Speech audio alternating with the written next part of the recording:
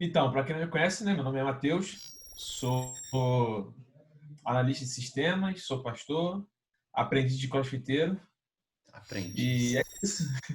Aprendi, né, velho? Porque o RX Aprendiz. você Aprendiz criou. RX, para com Ô, isso. Matheus, o que tu tá achando? O que tu tá achando dessa parte de Covid aí, cara? Dessa pandemia como um todo, né? Eu sei que a parte da doença é muito ruim, muitas pessoas estão morrendo, sim, mas e da situação pandemia, quarentena, o que você tem visto, o que você tem aprendido? Você aí já falou, né? A gente sabe que você é pastor, o que você tem visto dentro da igreja, como está sendo o comportamento das pessoas também? O que você tem para falar para a gente sobre isso? Cara, vamos lá. De um aspecto geral, assim, você já falou bem, né? A pandemia, ela acabou gerando um pandemônio, né? De certa forma, na questão de saúde, né? Vidas foram perdidas e isso é algo de fato importante e que sensibiliza todo mundo. Agora, olhando de outra perspectiva, cara, foi uma grande oportunidade, né? E tem sido uma grande oportunidade. Eu acho assim que o pós-pandemia ele tende a ser muito positivo para quem consegue enxergar essas oportunidades. Então, estou vendo muita gente se reinventando. E isso, inclusive, dentro da igreja. Então, por exemplo, eu sou um pastor e sou um cara relativamente jovem, né? Eu tenho uma congregação de pessoas bem idosas, inclusive. Então, algumas mudanças que eu planejava fazer e que eu tinha feito lá no meu projetinho para daqui a 5 anos, ah, sobretudo na questão tecnológica, porque eu precisava considerar a minha galera, então, que é uma galera mais idosa, é uma galera que não tem tanto acesso. Então, eram mudanças que eu estava planejando e já estava, né, trabalhando nelas para que elas fossem de maneira gradativa. E aí vem a pandemia e força ele o seguinte, meu irmão, a igreja está fechada, o templo está fechado, na verdade, e se você quiser, né, se juntar a galera para ouvir uma mensagem, ouvir um louvor, você vai ter que ter uma conta no Facebook, você vai ter que aprender a acessar o YouTube e você vai ter que aprender a utilizar o WhatsApp. Então, assim, rolou uma inclusão digital Forçada. brava, forçada. Então, assim, Obrigatório. isso é uma oportunidade, cara. Isso para mim foi uma grande oportunidade. Matheus, você falou em reinventar. Você viu muita gente se reinventando, até mesmo dentro da igreja. Tirando essa parte de inclusão, trazendo para algo mais filosófico aqui, você acha que a igreja está se reinventando nessa pandemia? A igreja consegue fazer isso? Você é uma Cara, instituição bem antiga? então, vamos lá. O fato de ser uma instituição antiga não quer dizer que é uma instituição velha. E aí eu acho que vai da mentalidade, entendeu? Então, assim, eu reuni a minha galera, a minha equipe de ministério, né, de trabalho, como a gente fala, e eu tenho discutido com eles, assim, com frequência, não o que fazer agora, porque o que fazer agora a gente já sabe, você tem que seguir ali as diretrizes sanitárias. Mas o meu olhar é o seguinte, o que fazer pós-pandemia? Então, assim, aí eu não posso falar por todas as demais instituições, mas eu acho o seguinte, a galera que veio para o meio digital, e que está tentando reproduzir no meio digital aquele estilo de culto no presencial, por exemplo, de celebração religiosa que era presencial, cara, não cola mais. Porque é o seguinte, live de pregação agora é como televisão, cara. O cara se enjoar ali, ele vai para outra live e foi embora. Se você quiser fazer um sermão de 1h20, igual você fazia na igreja, porque o cara tá lá, ele vai dormir no banco, ele não vai sair porque ele está constrangido, o pessoal vai ver ele indo embora, ele fica lá até o final, mas não é porque às vezes está legal, é porque ele está constrangido de sair. Agora o cara está em casa. Então, assim, você não tem mais aquele negócio de pegar 1h20, velho. É meia hora, você tem que ser objetivo, porque agora você também está, de certa forma, tendo que se esforçar para prender o seu público. Entende? Porque hoje o cara que frequenta lá a minha igreja, ele frequenta a minha igreja porque às vezes ele não pode, não é porque eu sou bom, eu sou melhor não, mas porque às vezes ele não tem condição de ir numa outra. Só que agora, velho, ele vai para onde ele quiser. Entende? Caraca. E aí agora eu tenho que me esforçar, eu tenho que me reinventar. Então eu acredito o seguinte, se a instituição religiosa não se reinventar, ela vai ficar para trás. E aí você ainda tem a questão do jovem, que tem N outros atrativos para ele. Então você tem que pensar nesse público também. Eu tenho que pensar no público infantil, né? Por exemplo, eu estava desenvolvendo com a minha galera aqui, eu estou montando um esquema de fazer uma competição de jogos bíblicos para eu poder manter as crianças da igreja, por exemplo, os ensinamentos que a gente quer transmitir para eles, mas de uma forma que seja a linguagem deles. Então, assim, precisa se reinventar. Se não se reinventar, eu acho, inclusive, que vai rolar aí depois, quando tudo normalizar, uma dança das cadeiras, inclusive. Cara, muito interessante aí que você falou. E eu anotei aqui, cara, gosto muito de anotar as coisas que o pessoal fala durante as conversas aqui no podcast. E é um conceito que acho que a gente já abordou algumas vezes aqui no podcast, que você não só tem que esperar pela oportunidade, mas tem que estar pronto pela oportunidade, né? Como você mesmo disse, né? Você já tinha alguns planos que você pensava em executar daqui a 5 anos ou mais, quem sabe, né? E tudo foi acelerado, tudo foi catalisado por conta da própria pandemia, por conta da própria situação, né? Veio um infortúnio aí da vida, né? Que a vida é isso mesmo, mas com ela também trouxe oportunidades, né? E a oportunidade de você mudar algumas coisas que provavelmente você não conseguiria mudar tão fácil ou tão facilmente, né?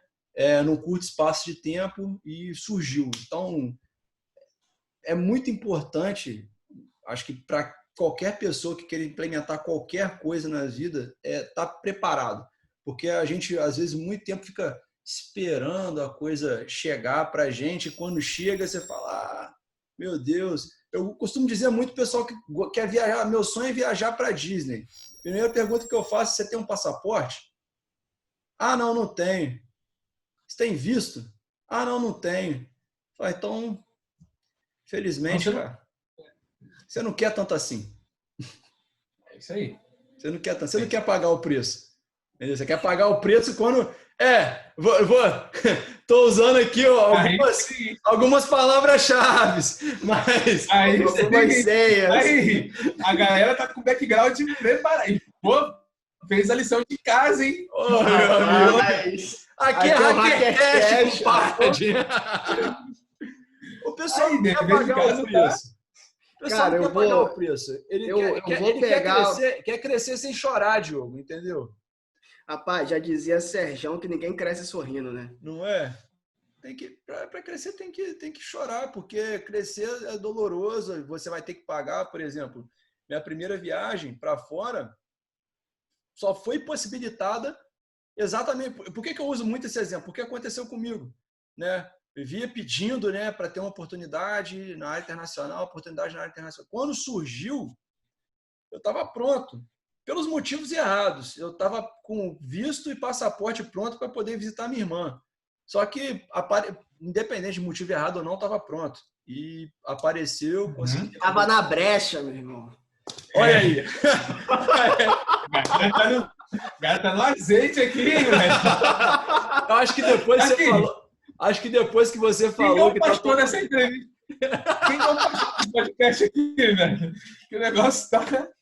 Cara, mas você trouxe um aspecto aqui, um dado, que foi uma ótica que foi bem interessante, porque justamente por causa daquela liturgia, aquela coisa toda, aquela preparação que tem para você ir no culto, a pessoa ela fica constrangida de ir embora. Por exemplo, ela ouve algo que desagrada, ela ouve algo que não é bíblico, que não está dentro do uso de costume daquela denominação, mas ela não vai embora, ela tem que ficar ali, ela tem que, né, prestar o culto, aquela coisa toda, do jeito que manda a liturgia, né?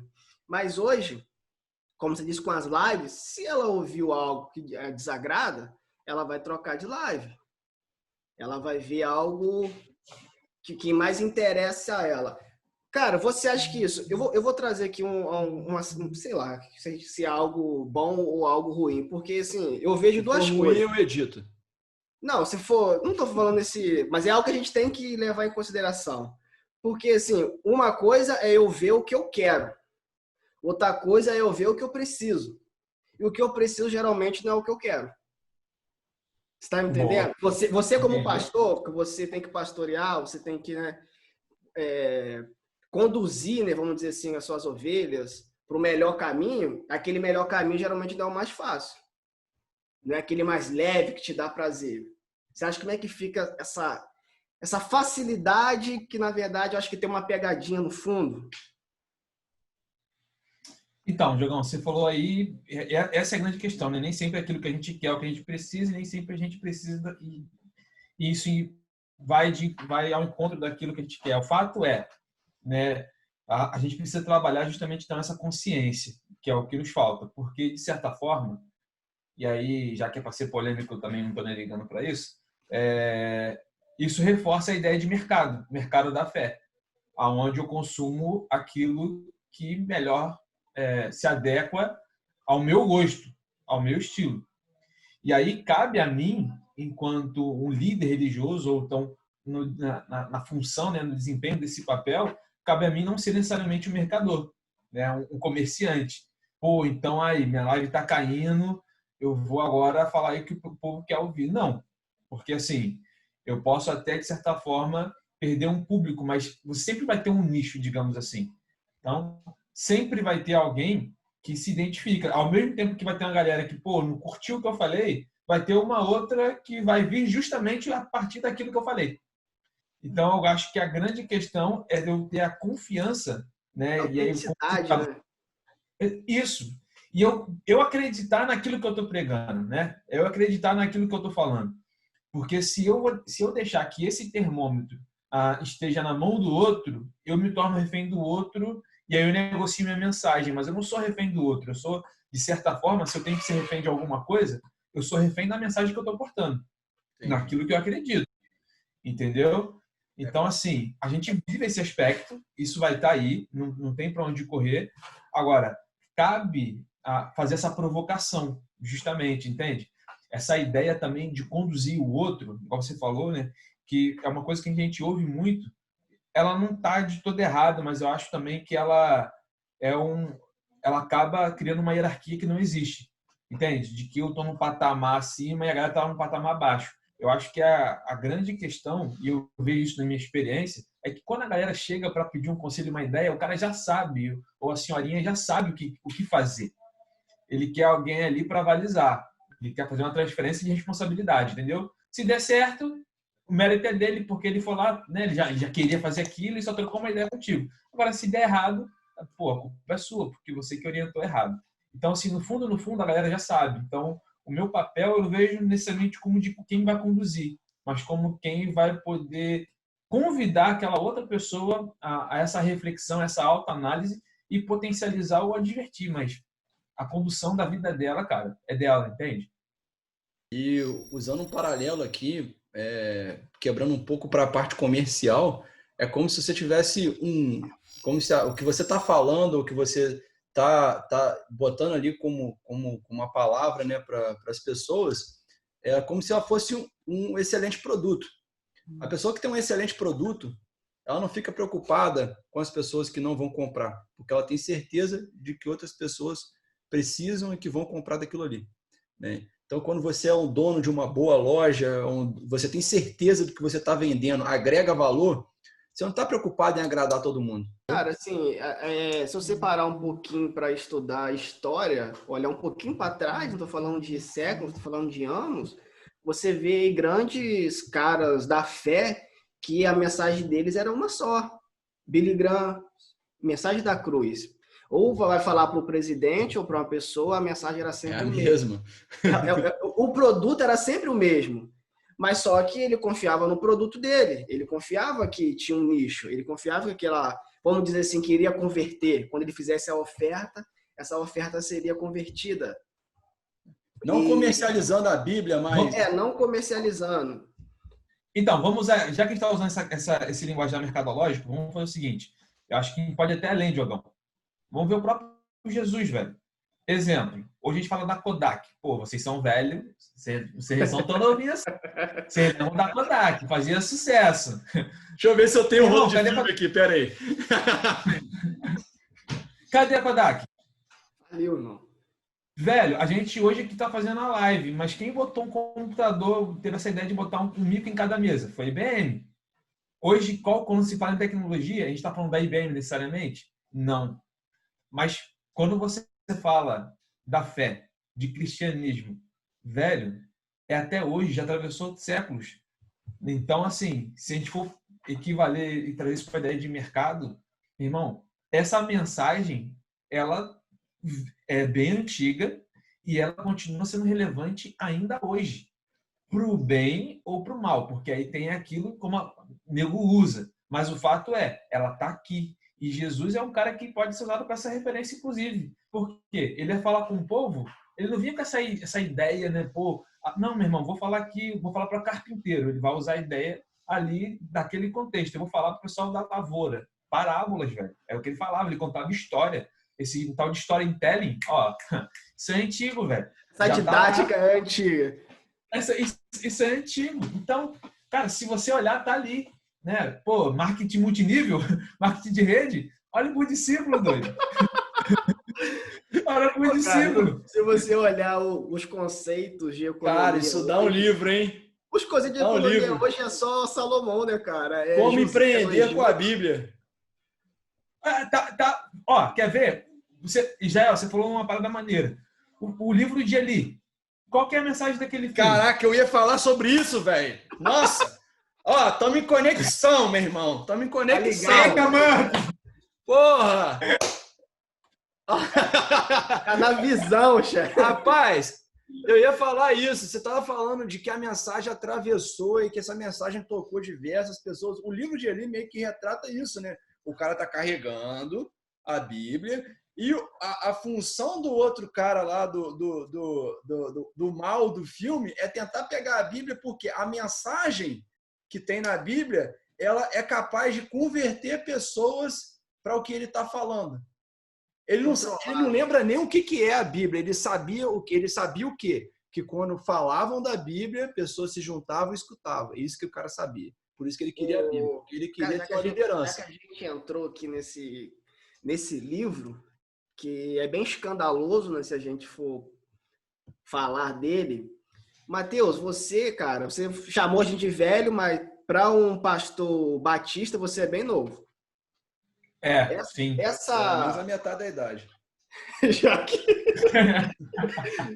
Cara, já que a mensagem é tão antiga e é tão autêntica, com o passar do tempo, assim, essa nova geração, essa coisa toda de fumacinha, de essa liturgia nova, vamos dizer assim, essa roupagem mais comercial, olhando para a tecnologia de hoje, o contexto de hoje, temporal, o contexto cultural nosso, qualquer ação para deixar a coisa mais moderna, mais justa, vamos dizer assim, até mesmo no prol de debate filosófico, você não acha que você não enfrenta muito heresia, está querendo mudar o que sempre deu certo?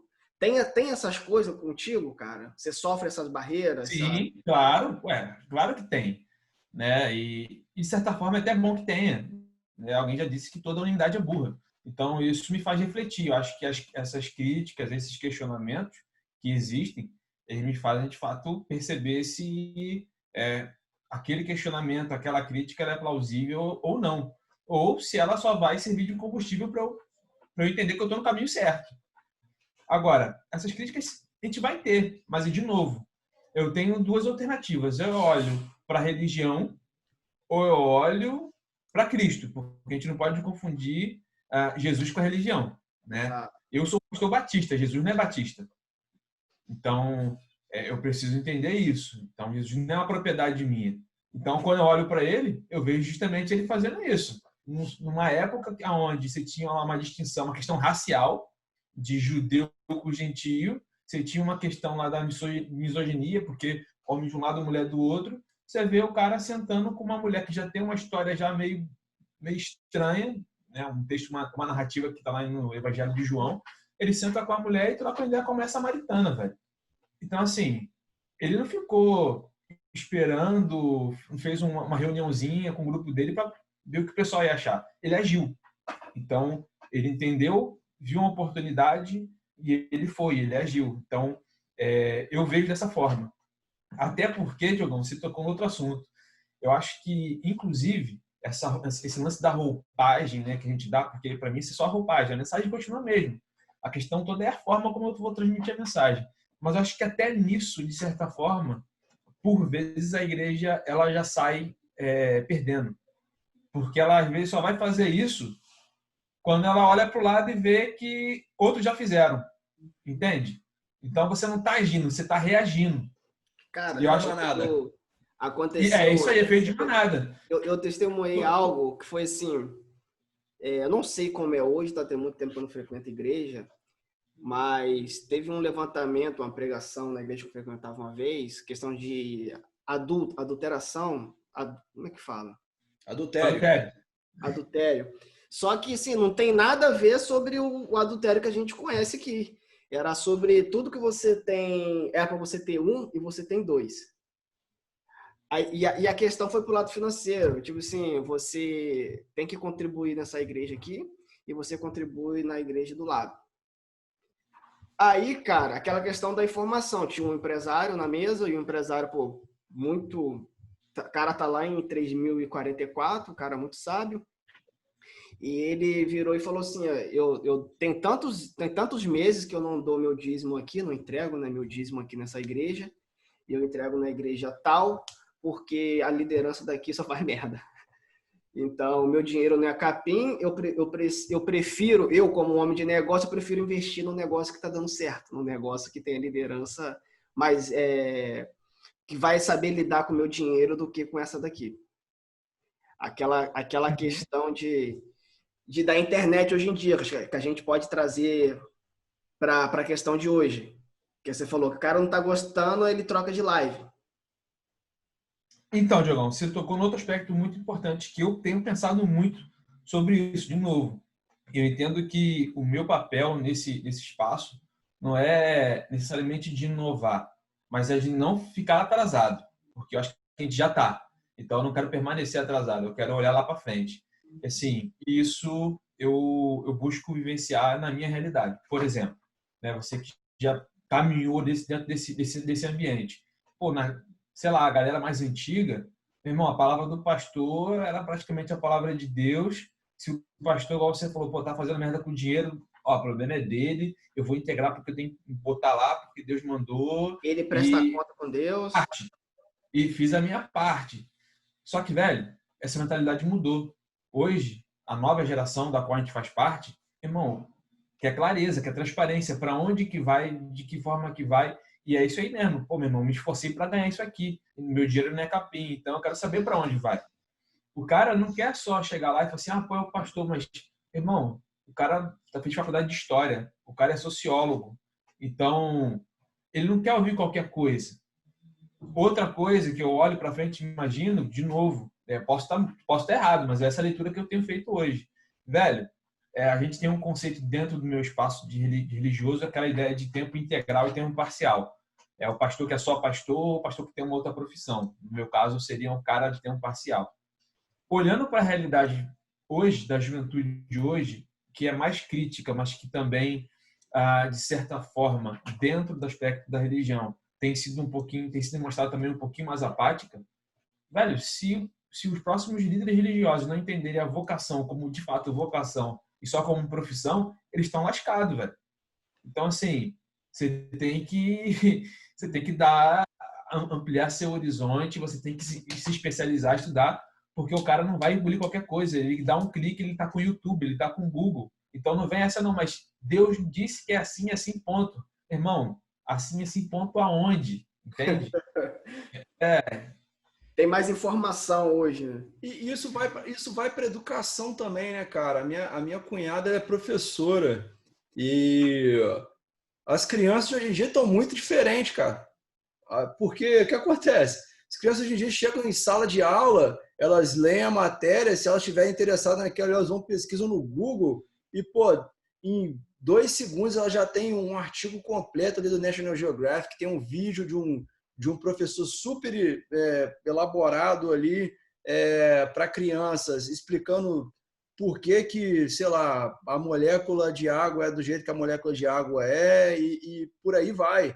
E a criança hoje em dia chega na escola muito preparada, né? Porque Eu, quando criança, ela era já muito vai curioso. procurando o seu erro, né? Exato. Eu, quando criança, eu era curioso e petulante. Então, tipo, eu ia chegar ali, eu queria pegar o professor na curva. Na curva, naquele errinho que eu sabia que ele não tinha lido direito, entendeu? Então, eu estava preparado para aquilo.